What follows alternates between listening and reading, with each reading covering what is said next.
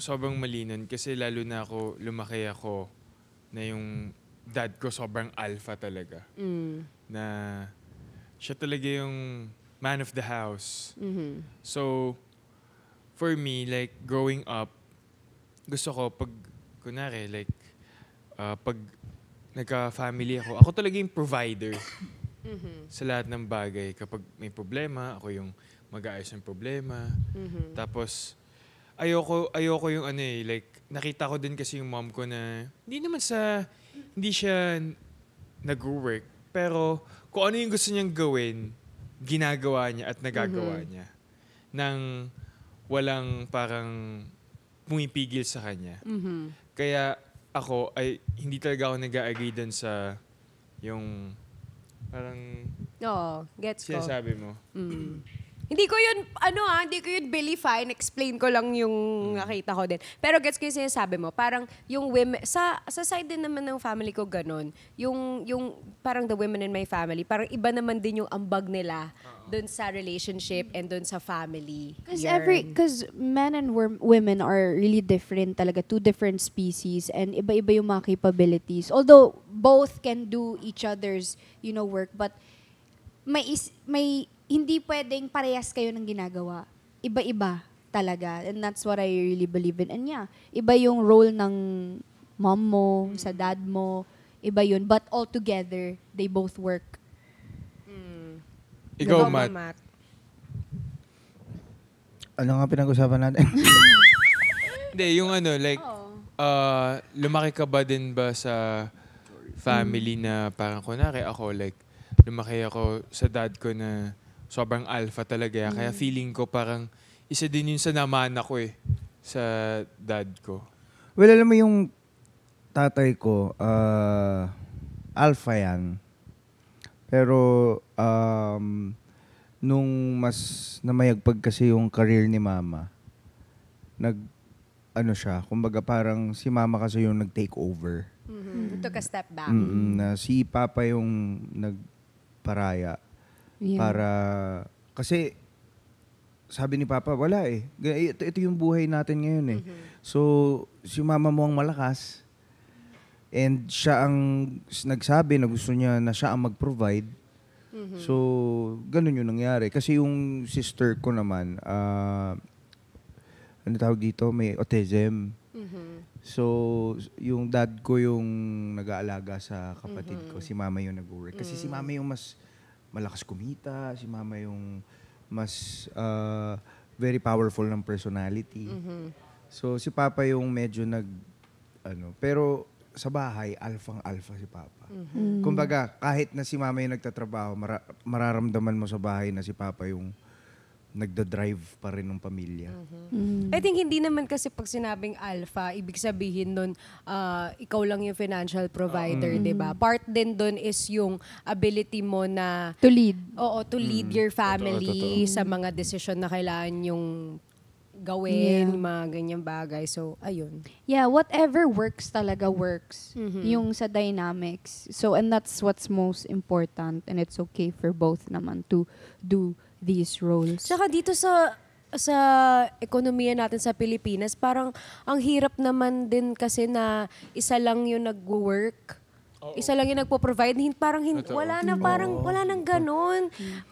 Common na ngayon at common practice na ngayon na pareho mom and dad nagtatrabaho at nagpo-provide. Yeah. But then again, dapat hindi lang din maging kampante yung mga lalaki. Kasi sila naman talaga dapat, di ba, usually yung nagpo-provide. Pero, if the situation Calls doesn't for it. permit, it's okay. It's okay lang naman talaga. Kasi at as long as may ginagawa din siyang ibang role, di ba?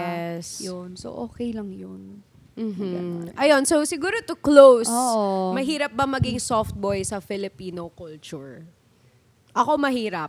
Dahil growing up, napansin ko yung mga, syempre lalo na nung when we were younger, I think kapag sensitive yung guy, laging nakikita as effeminate. Tapos laging nachichismis kung bading. Diba?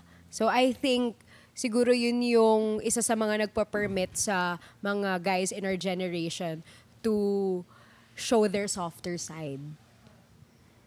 Yun. Kaya, Ako naman, masasabi ko din mahirap dito sa Philippines and lalo na sa work din natin na maging soft boy kasi yun nga, like kailangan mo maging vulnerable sa isang tao, like sa mga kasama mo, share ka ng feelings mo, pero mapagkakatiwalaan kaya yung mga tao na yun na baka i-take against lang yun sa mga sa'yo. information na mga Oo. sinabi mo.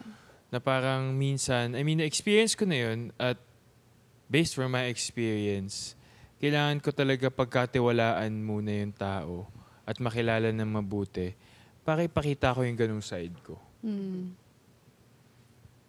Matt? Sa akin, mahirap Nasa talaga. soft boy. Oo, mahirap kasi minsan nga dahil sa ganitong personality, minsan parang kahit yung mga ibang lalaki, parang alam nila mabait ako, parang ginagamit din nila yun, yung kabaitan ko para makalamang. Gets? And sa babae, ganun din. May times na alam nila yung kunin yung kiliti ko. So, yan. So, alam mo yun, parang ang bilis kong umoo kahit labag sa kalooban ko. Pero, ang maganda naman din sa experience ko is natututo ako at kaya ko nang mag-decide when to say no. Yes. So, Ganda yun yung pinaka gusto ko ngayon na natutunan ko. Marunong na ako mag-no. Love that. Yes. Yes, sir.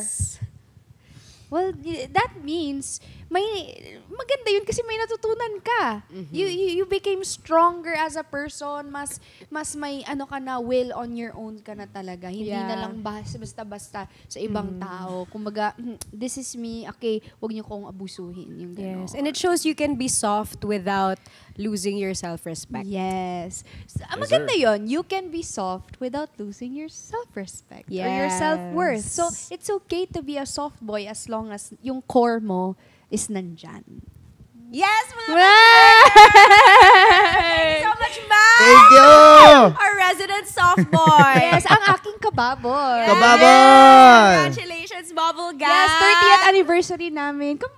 Wow, naging 30th anniversary na. But Totoo. Diba? Oo, totoo yun. Pero Basta pala. oo, may gusto ka bang i-invite sa ating mga ka-triggered? Ayun, maraming salamat dahil nandito ako ngayon. And Yes, sir! Bounce in place. Bounce in Place. This is my clothing brand. Bagong-bago lang po yan. So, check niyo po Bounce in Place sa Instagram. And See. pwede naman ako mag-promote. Socials, anything, kahit anong gusto mo. Yan, promote sige, mo. sa mga Gig or ano what? dyan, follow nyo naman ako sa lahat ng mga social medias ko. Pare-pareho lang lahat yan. At Matt Lozano Music. And pwede nyo pong i-stream ang mga kanta ko sa Spotify. Produced by Paolo Agudelo. Yes. Hindi Paulo Contis, ha?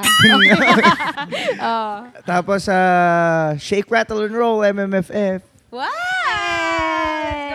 Guys, panoorin niyo yung trailer. Nakakatuwa si Kuya Matt. Yay! Congrats, Matt! Thank you! Yes, And sir. sana more and more pang rom-com movies, please. Parang yung The Last Goodbye. Yes. Actually, in-announce, Ayan, in-announce na? in-announce lang nung nag-gig kami. Ah, okay. So, it's sabi out. ng MavX Productions, baka. Abangan namin yan! With D ulit? Exciting, Yes. exciting. Okay, let's do it! Yes naman, and syempre thank you so much sa The Vault, ayan, para sa aming food and of course location for today. As always, binabalik-balikan namin dahil masarap. Thank you so much. Mahanap nyo ang Vault, ayan, sa loob ng Tito's Latin Barbecue Brew from Green Hills to. So make sure i-follow nyo rin ang social medias nila, ayan, para makita ninyo kung ano yung mga offers nila at yung mga pagkain nila dito.